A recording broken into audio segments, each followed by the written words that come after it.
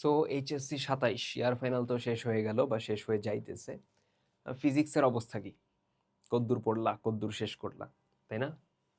খুবই তোমাদের সবচেয়ে হাইপে উঠা সাবজেক্ট। ফার্স্ট ইয়ারে তোমরা ভেক্টর এতদিন ভরে পড়ো যে মানে ভেক্টর পুরো উদ্ধার করে ফেলো তোমরা। দেন দেখা যায় গতিবিদ্যা, নিউটনের বলবিদ্যা যাইতে যাইতে তোমাদের একদম পুরা হাওয়া বের হয়ে যায়। দেন আর পড়াশোনা আর তোমরা করো না। রেজাল্ট ইয়ার ফাইনালে কোনো মতে টাইনে টুইনে পাস অথবা ফেল। সো তোমার ফিজিক্সের অবস্থাটা কিরকম আগে আমরা ওইটা অ্যাসেস করি, দেন আমি তোমার ওই হিসেবে মেডিসিন দিতেছি যে কি করবা। প্রথম কথা, তুমি যদি এমন স্টুডেন্ট হও যে কনসিস্টেন্টলি প্রথম থেকে এখন অবধি পড়াশোনা করছে, তাহলে জাস্ট ওই ফ্লোটা মেনটেন করে বা তার থেকে ফ্লো আর একটু ইনক্রিজ করে পড়াশোনা করতে থাকো। এই ভিডিও তোমার জন্য না, তুমি যেভাবে পড়তেছিলে ওইভাবে পড়তে থাকো। আমার কথা হইলো বাকি দুই ক্যাটাগরি, যে হয়তো সে ইয়ার ফাইনালে ফেল করছে, ফিজিক্সে ফেল করছে, অথবা সে কোনো মতে পাশ করছে। সো যে ফেল করছে তার তো ওই ইয়ার ফাইনালের ফিজিক্স আবার রিটেক দেয়া লাগবে। কলেজ রিটেক ছাড়া তো উঠাবে না। যদি উঠায় তাহলে তো ভালো, বাট নর্মালি উঠানোর কথা না। রিটেক দেয়া লাগবে, একটা হ্যাসেল হবে, বাপ মারে ডাকবে, বলবে যে উঠাবে না সেকেন্ড ইয়ারে। উঠাবে, উঠাবে, টেনশন করো না।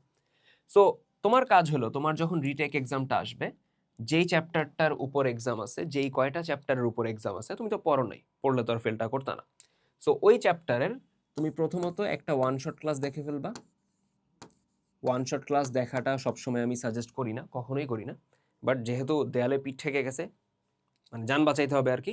সো ওয়ান শট ক্লাস দেখে বিগত 2 ইয়ারের বা 3 ইয়ারের বোর্ডের সিকিউ করে ফেলবা। ঠিক আছে? করে ফেললে দেখবা যে সুন্দর মতো তুমি পরীক্ষায় পাশ করে গেছো।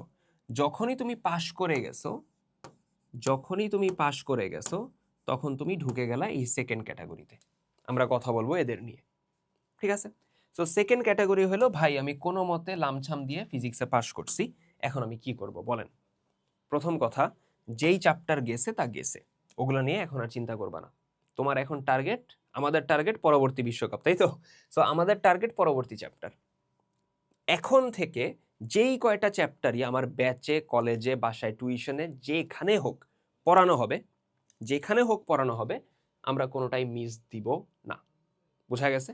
আমরা একটা চ্যাপ্টারও বাদ যাবে না, একটা চ্যাপ্টারও ছাড়া যাবে না। যেগুলা ছেড়ে দিছো, যেগুলা পিছনে ছুটে ছুটে গেছে, ওগুলা গেছে বাদ। নতুন চ্যাপ্টার আমি একটাও ছাড়বো না। সো ওই নতুন চ্যাপ্টারে ফার্স্টে আমার কি করাবে? ক্লাস করাবে।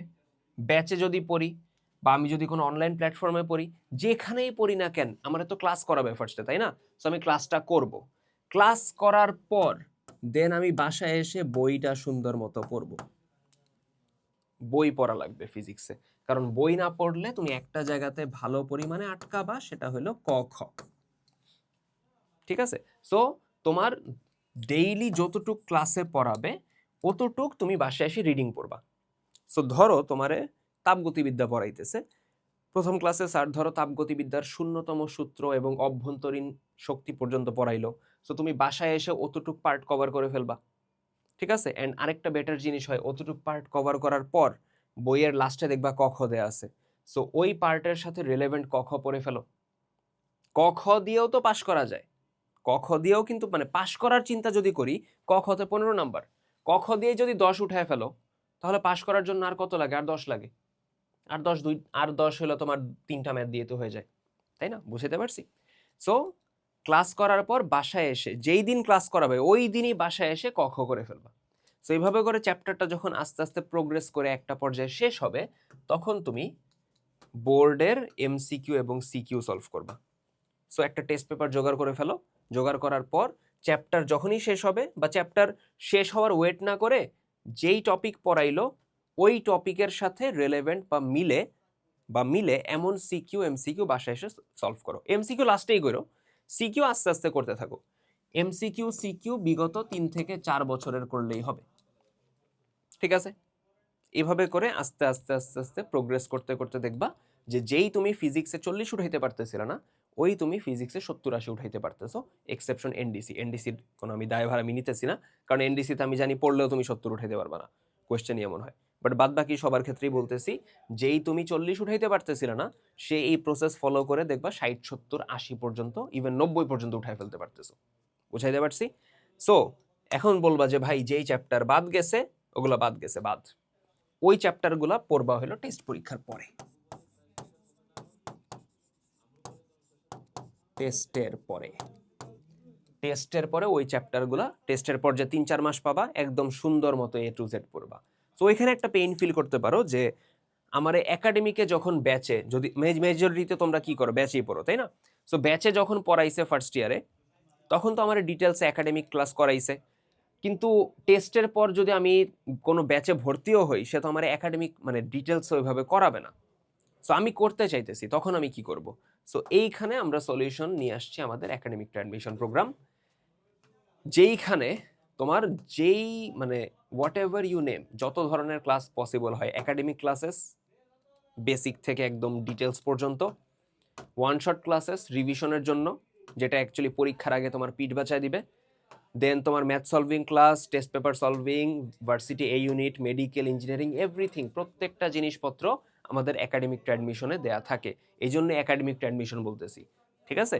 সো এটা এনরোল হয়ে যেতে পারো, ডেসক্রিপশনে লিঙ্ক দেওয়া থাকবে।